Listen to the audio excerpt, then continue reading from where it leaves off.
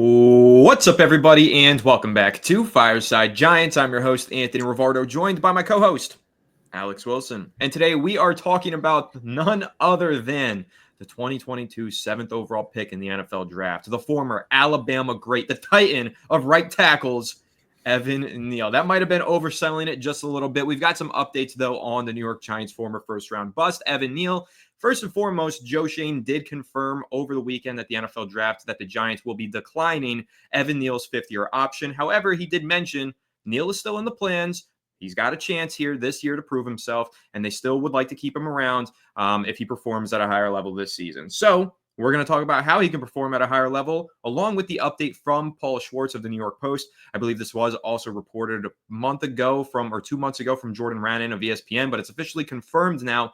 The Giants are moving Evan Neal to guard. This is something we've been talking about for a very long time. This is something we've been waiting to see officially happen. I think it's honestly a full year too late. This move should have been done last offseason, but all right. Here we are entering 2025, and Evan Neal is no longer going to be viewed as a right tackle. Instead, they're going to move him to guard. Now, whether that means left guard, right guard, whatever, we'll go ahead and have a discussion on where we think he fits best. But we'll also just talk about the offensive line in general, our expectations, and projecting what it should look like for the Giants by week one this upcoming season. So, Evan Neal, Alex, I'm excited to go ahead and talk about him. Honestly, we've taken a little hiatus from Evan Neal talk. We haven't spoken about him in a minute, but really, he is a pretty crucial player going into this season, right? Like, this is a guy who the Giants invested a top 10 pick into. They haven't seen a return on their investment, and this is the last year that he has the opportunity to return even a little bit of that investment. It's a contract year for him. If he steps in there, competes well at guard over the summer, who knows? Maybe he's in the starting lineup this season. Maybe he does turn himself into a long-term piece for the Giants. It's absolutely on the table, and it is a possibility, but it's really up to Evan Neal how easily he makes that transition and how well he plays if he gets any playing time. So it's going to be fun to kind of preview the season for Neal and discuss the Giants offensive line. Alex, how are you doing today, my friend? And before you dive into Evan Neal, I got to ask you one favor. I've been doing a lot of scataboos on the channel. I think the fans, they might need to hear you rip a good scataboo for us. So go ahead, give us your good scataboo. And then how are you feeling about Evan Neal? How am I feeling about Scataboo? I freaking love Scataboo. Evan Neal, he could use a little bit more loving. I mean, after all, I am a sheep and he is a lion, so I'm not exactly sure how to go about this conversation. But I will say this. He needs to act like a lion. He's got to play like a lion because right now, my friend, he's playing like a sheep. The Giants need him to step up. They need him to provide any sort of value. And the truth is, Anthony, he has a chance to win this job. Like, the Giants do not have much talent at guard. It's Greg Van Roten's job to lose, to be quite honest with you right now. There's a couple other players. Obviously, this offensive line, they added a lot of depth pieces, not a lot of starting talent, really just retaining what they had. But I'd say guys that are capable of playing right guard, definitely not Josh Zedu. I'd say Jake Kubas is one guy I'd be a low-key guy I'd be watching. Aaron Stinney, obviously, but he's a depth piece. Greg Van Roten's the other right guard, and Evan Neal's getting the competitive spirit going again. So, Evan Neal's journey up to this point has been bad. Well, that's kind of saying it kindly. He's been injury prone. He's been inconsistent. He has been a shell of himself. What we saw at Alabama was not the player we saw the last 3 years. Athletically, mentally, he is mentally weak. And I think like that's kind of sounds offensive, and it's not meant to be, but it's just a fact. He's been mentally weak. When he gets beat again, and he gets beat again, and he gets beat again. And he really had a hard time bouncing back from bad performances and bad snaps, even just bad reps. He would just completely lose his confidence mid-game and be next to useless. I think that's something that you have to be better at as a professional athlete. If you are not mentally tough, you are not going to be a good athlete. You're not going to be a good player. And ultimately, Evan Neal just kind of showed that he wasn't very mentally tough. He would get roasted on a rep, and then he wouldn't bounce back. He would just suck the rest of the game. Good players bounce back. They have amnesia, basically. They forget that bad rep. They get right back up, and that's what a lot of Saints fans will tell you about Paulson Adebo. He'll give up a huge catch, and the next play, he'll pick you off. That's kind of what you want, a guy that has that short-term memory. And just you look to the next play, even when you're doing something great. I think that's kind of like what the best example is to look at pitchers really in the MLB. You give up a home run, you got to get right back up there and throw a strike. You know what I mean? Like, you have to have that mental confidence, and that great play, you got to keep going. Great play does not win you a football game. So I do think that his approach to playing offensive line needs to change. He has to get mentally stronger in many ways. Physically, he is much better fitted as a right guard. And the reason for that is his reaction timing at tackle was bad. His speed was bad. His kick steps were bad. And I think one of the biggest underrated factors for him, his flexibility was poor. He was a statue. Like, he couldn't move properly. His feet were slow. His hands were slow. He leaned. He didn't have balance. He needs to play guard because he needs to use his anchor. He would always try to be overly aggressive, lean, and then get absolutely ripped. Or, faster pass rushers would just bend around the edge and destroy him anyway. So, Anthony, looking at Evan Neal, what is your thought about? I don't mean to rip the guy to shreds, but he's been really bad for the Giants, and I think it's deserving. But I'm not going to sit here and act like he doesn't have a chance to turn the page and to change the narrative, and it's going to have to be at guard. Why do you think there's a sliver of hope, if you do think so, that he might be able to have a successful transition to guard? Yeah, I mean, I'll bat around a couple ideas that I have for Neal and why he could potentially turn things around at guard. I mean, we have seen it before, right? Like, there's a precedence for this, whether you want to talk about Eric Flowers with the New York Giants doing it.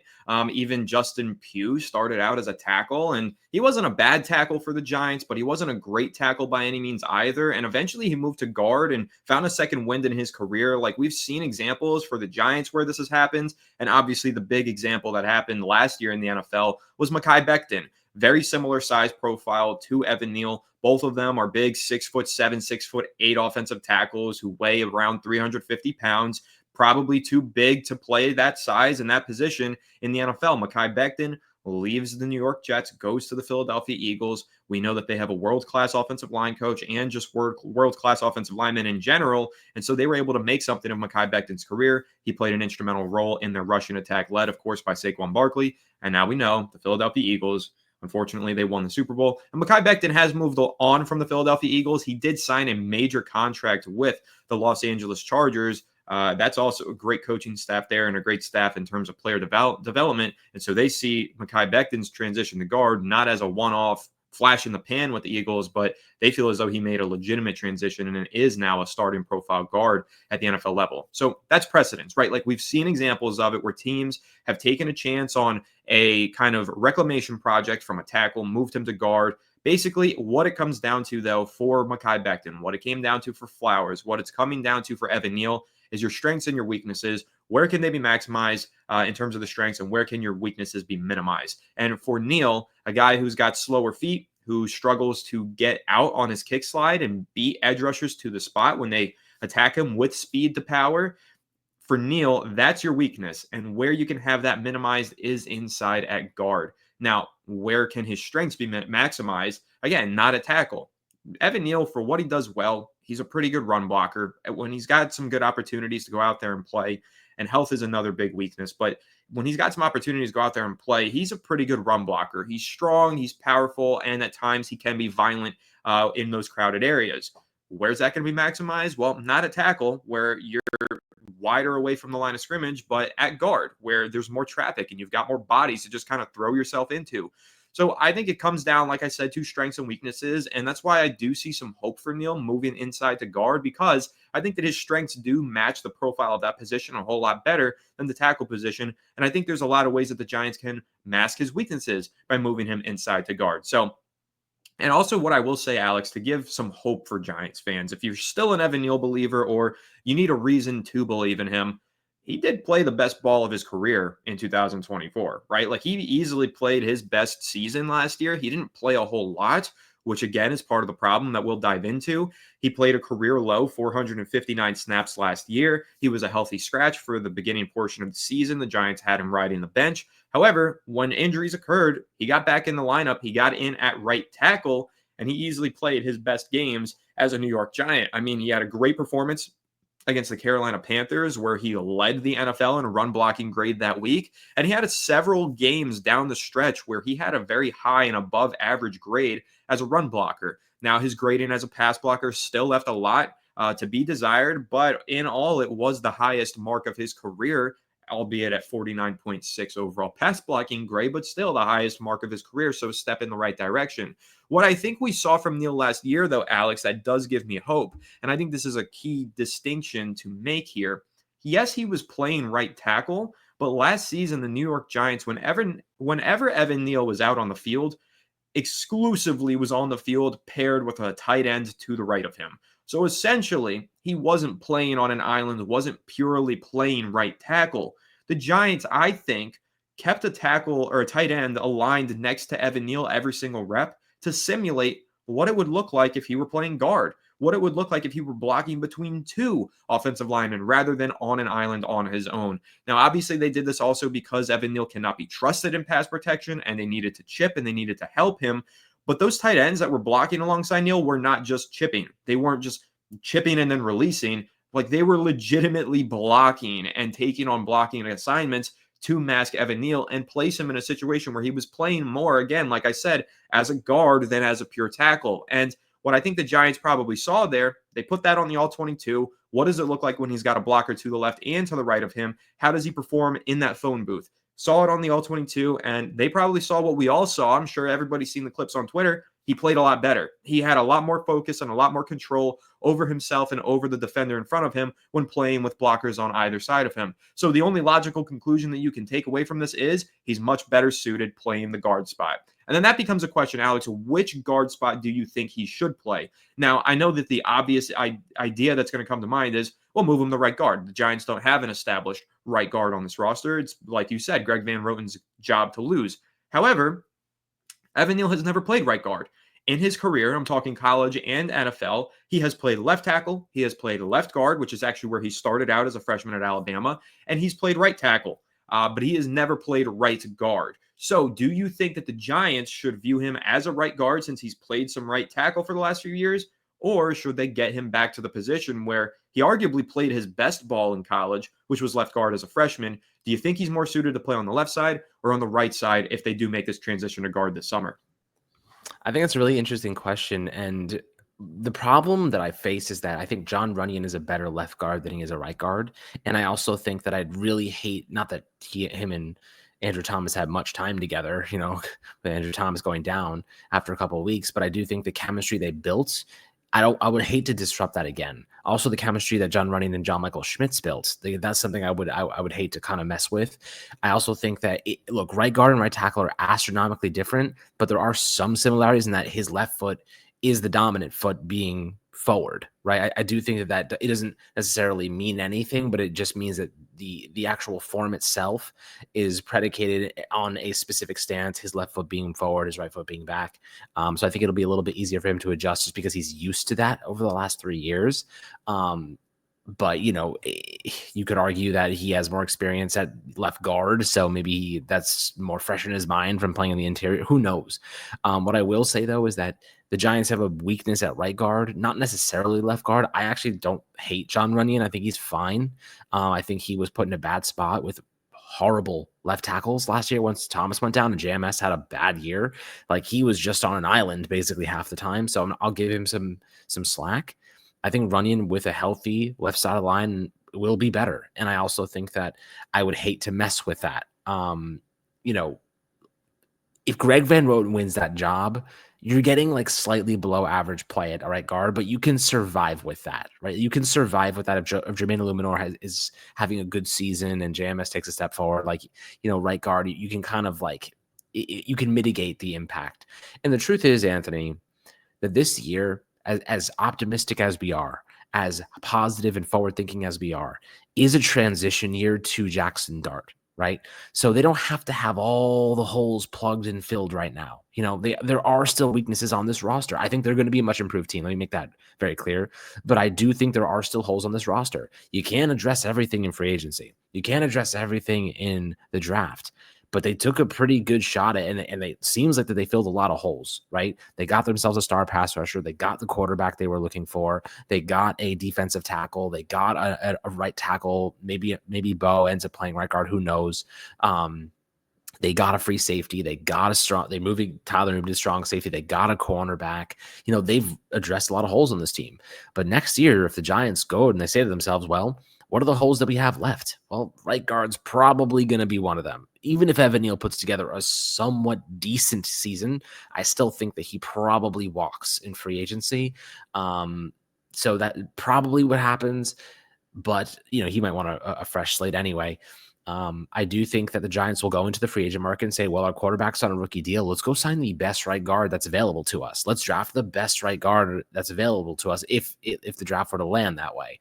I think that they have a pretty good situation on their hands, that they have a lot of money to spend. They could trade for players if they wanted to. Like, they have a really good future. And I do think this year, while it is, I believe, a transition year, they're doing a pretty good job of situating themselves to win football games while transitioning and developing Jackson Dart. So, what is your opinion on that? And obviously just the general take that this team, at least in my opinion, still has holes, and they don't all have to be addressed now, which is why they do have some competition, the competitive position battles kind of unfolding at some positions that, haven't been addressed recently. Yeah, I am going to disagree with you. I'm not going to label this a transition year, and I'm not going to look at it this way because, first, I just don't think that it is. And I definitely don't think that the Giants have set up their roster for a transition. I think they've set up their roster to, with their backs against the wall, win some damn football games, right? Like, we need to win some games this year. Joe Schoen and Brian Dable have no choice. Otherwise, they're going to lose their jobs. You and I need it because we're going to lose our mental sanity if the Giants don't win some games this year. And I know most Giants fans feel that way. I don't view this as a transition year the same way that the Kansas City Chiefs didn't view it as a transition year when they still had Alex Smith and they drafted Patrick Mahomes. They still tried to compete and make the playoffs, and in fact, they did make it to the playoffs. Then the following year, they traded away Alex Smith and they plugged Patrick Mahomes into the starting lineup. So that was a transition year. It just so happens there wasn't really much of a transition because Patrick Mahomes stepped in and was immediately the NFL's MVP and is now one of the greatest players to ever play the sport and the position.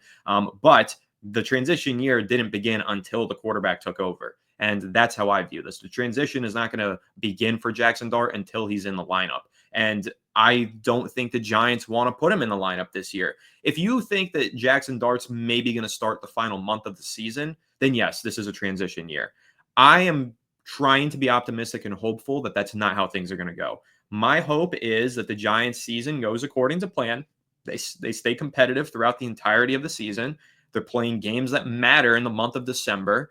And Russell Wilson is leading them to at least a middle of the pack record. And if that's the case, it's not the transition year. This is a competitive year where Russell Wilson and the New York Giants are trying to make the playoffs. And then next year, they probably let Russell Wilson walk in free agency and they transition Jackson Dart into the starting lineup. That to me would be the transition. So I get what you're saying. In some ways, yes, you can view this as a bridge year. It's a stopgap. Russell Wilson's only on a 1-year contract and Jackson Dart's our quarterback in 2026. So sure, maybe it's a bridge, but no, I think the New York Giants are really going to try their best, put their best effort out there to make the playoffs this year. I don't believe that Joe Schoen or Brian Dable have any sorts of assurances. I think that they have to produce this year. Otherwise, they're fired and a new regime is going to step in. And you know what they're going to do? They're going to take their own quarterback with a top 5 pick if things don't go according to plan this year. So it can't be viewed as a transition year in my mind, not for Brian Dable, not for Joe Schoen. Got to go all in with Russell Wilson as your quarterback, have to win some games, and then make the transition next year to Jackson Dart if you manage to save your jobs this season. So that's my take on that. But shifting back to the offensive line, you are right in the sense that this is a do or die year for Evan Neal. And for him, it's a transition year because, first of all, he's transitioning to guard. And if he doesn't play well this year, next year, he's going to be looking for a new suitor on the open market. I don't think it's fair to rule out Evan Neal and say that he won't be back with the Giants in 2026. In all likelihood, sure, he probably does move on. But if he does somehow steal the starting guard job, plays really well, starts to even reach a surface scratch of his potential, I could totally see him signing a 1 or 2 year deal in the offseason and coming back as a guard on a low-cost deal. Because let's face it, the Giants, it's got to be a little bit embarrassing for them. They had 2 top 10 picks in 2022. One of them is a good, not great player, and the other one is a complete bust. If they can salvage Neal and he plays a starting quality game of football this year, they are going to re-sign him in the offseason because they are going to salvage a mistake that they made if they can. So there's a lot riding on Neal for himself, for the front office, who needs to see him turn things around and produce results, and honestly, just for the offensive line and for the quarterback position, because as high as I personally am on Russell Wilson and what he brings to the table, his capability to be an above average starter and win some games for the New York Giants, he's not doing that if Evan Neal is on his back every single play, right? Like if Evan Neal is just getting bull rushed from the guard spot and all of a sudden Russell Wilson's being pressured 40% of his snaps, how are the Giants going to win some games this year? They're not. So it is very crucial. But looking at the totality of this offensive line, Alex, five starting positions. Left tackle is locked up. Left guard is locked up. Right tackle, I would say, is locked up with Jermaine Illuminor. But I do think that entire right side of the line, right guard and right tackle, is kind of in flux. Let's imagine a world where Marcus Bowe just looks like a legit Pro Bowler throughout training camp and preseason. They might start him at right tackle. And then what happens? Jermaine Illuminor moves to right guard. And then what happens to Neal and Van Roten? Well, now they're both competing as backups. And then at the center position, I actually think Van Roten's competing there with John Michael Schmitz as well. I obviously expressed some confidence in John Michael Schmitz in yesterday's episode, but I got to see it before I believe it.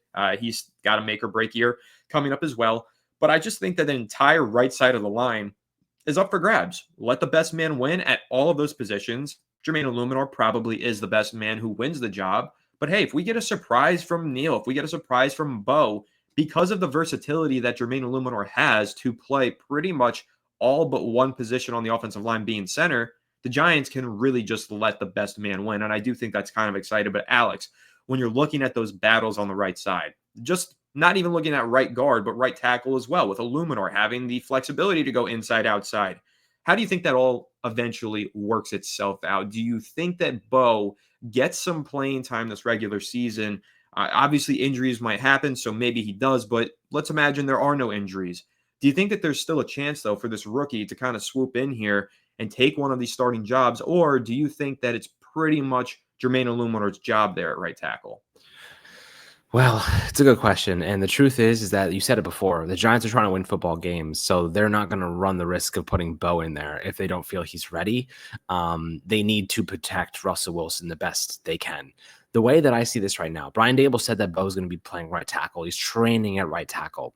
What does that tell you?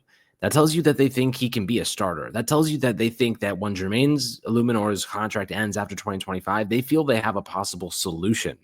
At least someone that they can lean on and say, hey, we don't have to go spend big on a right tackle because we have faith in Bowe, our fifth round pick, can become that guy.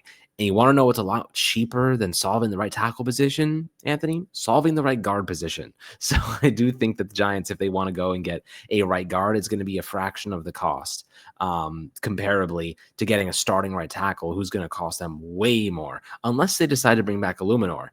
And I wouldn't be opposed to that. I've been on the boat. I think they should extend Illuminor. The only problem is I don't think he wants to be extended. I think he wants to wait. And I think he wants to get a much bigger deal. But I think he's going to be 31 or something like that after this year. So who knows? They could always extend him for 1 year or 2 years, whatever, if that comes around. He's a really good Giant. And he's a really good personality. And he plays hard. And he wants to be here.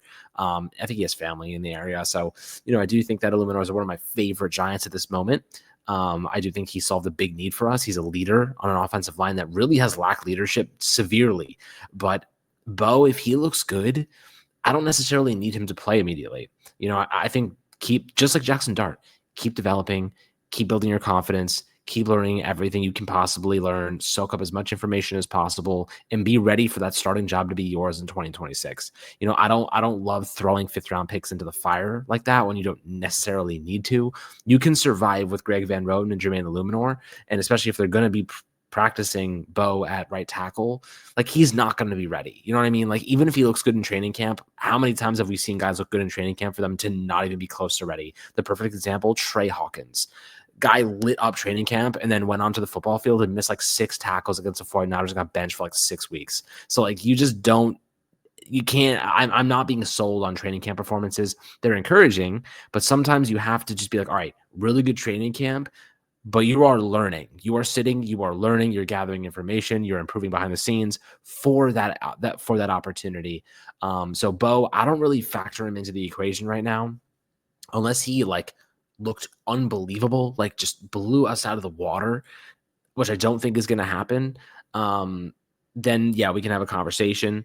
But I do think that it's in the Giants' best interest to develop Bo, keep his confidence high, keep him learning, and prepare him to possibly start in 2026, and then solve right guard with a free agent signing. You can get a decent starting guard for 10 mil per year, like they did with Runyon. There are other players. There's definitely 10 mil per year for a guard is obviously seemingly. I mean, even Kevin Zeitler got like 8 mil per year. I would have loved Kevin Zeitler. We just had no money, is the truth. Like, Giants ran out of money. But I do think that, next year there'll be some options. Even Zeitler could be one as a veteran. He would still be a good player for us, even though he's getting older. I'm not too worried about it. But yeah, we just ran out of money and we didn't have enough draft capital to find another guard. But Bo is a good insurance policy to say, 5th round pick, he could be a starter with a year of development, similar to Dart. I love picks like that. I don't want 5th rounders starting Anthony. The Giants, however, have been doing that recently where they've been drafting everybody and starting everybody because we had no talent. I love the idea of taking a player and letting them sit, letting them learn, letting them develop. That's how it's supposed to be done. I think we're getting closer to being able to do that more frequently. No, you're absolutely right. I do think we're getting closer. And yeah, I would really like to see some of these rookies develop. Last year, as we said, all those rookies had to start games because the Giants had so many holes. But this year, Bo, no rush to get in the lineup, man. Get in when you're ready. Jackson Dart, no rush. Get in when you're ready. Cam Scatterbo, well, we already have a starting running back, so you're going to be a part of the offense, but you don't got to be in there day one. You'll be in there, but you don't have to carry the workload for anybody. And that really goes for Darius Alexander as well. All the guys that the Giants drafted, they're all in a position where they're helping improve the roster, but we're not living or dying by their success this season like we were last year with Tracy, with Theo, with Drew Phillips, and obviously Neighbors, but that was obvious he was going to be a star regardless. So I do think it's interesting. And, before we wrap up this discussion on this offensive line, I will just throw this out there. Do you know which team has the least amount of cap space in the NFL right now, Alex? It is the New York Giants. Yes. Do you know how much cap space they have? It's around like $1 million. $1 million. Do you know how much effective cap space they have? Probably negative. It's around negative $9 million. And that's like by far the most negative out of any team Restructures. in the NFL. So yes, expect some restructures on the horizon prior to the start of training camp in July, whether that's Andrew Thomas, whether that's Brian Burns or Dexter Lawrence, or a combination of 1 to 2 or all 3 of those guys. Obviously, roster cuts will come into play as well. Raheem Nunez-Roche is making $3 million per season. They can free up, I think, over $3 million by cutting him. So, there are some moves that the Giants can and will make, but they got to get their funds in order. But Alex, any final thoughts before we hop on out of here? So, hot take, I don't think they're going to restructure any of Andrew Thomas's contract moving forward. I think they've already restructured it, and I also think he's too injury prone. I think they would rather restructure Dexter Lawrence and Brian Burns. I think Thomas, you don't keep kicking that can down the road. You live with what you have right now, because if he keeps getting hurt at some point, you're going to have to be like, at some point, like, you're just going to have to consider him a liability. He has to prove that he can play a full season. This guy has not played a full season in like 3 years. So, like, don't restructure his contract. Restructure Dexter Lawrence, restructure Brian Burns, and like, that's it. That's my take. That's not even a hot take. I think that's a realistic take. It's very realistic. I wouldn't restructure that contract either. I don't think they should. It's just been too many injuries. But we'll see. The Giants might not have a choice because they are negative $9 million in effective cap space. So they cannot sign their rookie draft class until they get that effective cap space back into the normal zone, and then some. Like, they need to have some insurance money as well. So yeah, the Giants need to clear $9 million just to be cap healthy, just to like be in accordance with the salary cap. But then they need to free up another $5 million or so somehow to have some insurance money going into the regular season, just in case anybody gets injured or whatever happens. So it's going to be interesting. I also think extensions could be on the horizon. We've talked about Micah McFadden. Extending him would free up around $2 million in cap space for the Giants. Doesn't sound like a lot, but when you're $9 million in the debt, it's quite a bit. So there's definitely some moves that the Giants can and will make between now and July. And as they make those moves, of course, right here on Fireside Giants, we will be updating you. So a good discussion on Evan Neal, his transition over to guard, and of course the battles that we are seeing begin to form on the New York Giants offensive line. It's going to be really fun kind of previewing these battles as we get closer to training camp. And then again, when training camp is officially here, we're going to be keeping a close eye on Neal and this guard spot and tackle as well, and really a lot of other position battles that we haven't yet discussed on the channel. So make sure you stay tuned. Make sure to leave a like if you enjoyed. Subscribe to the channel if you're new. Ring the bell so you don't miss an episode, and comment your thoughts down below in the comment section. If you're listening to Apple or Spotify, make sure to leave us a 5-star review, and go ahead and follow us on all of our social media channels at Fireside Giants. Without further ado, we'll catch you on the next one. Have a good one. And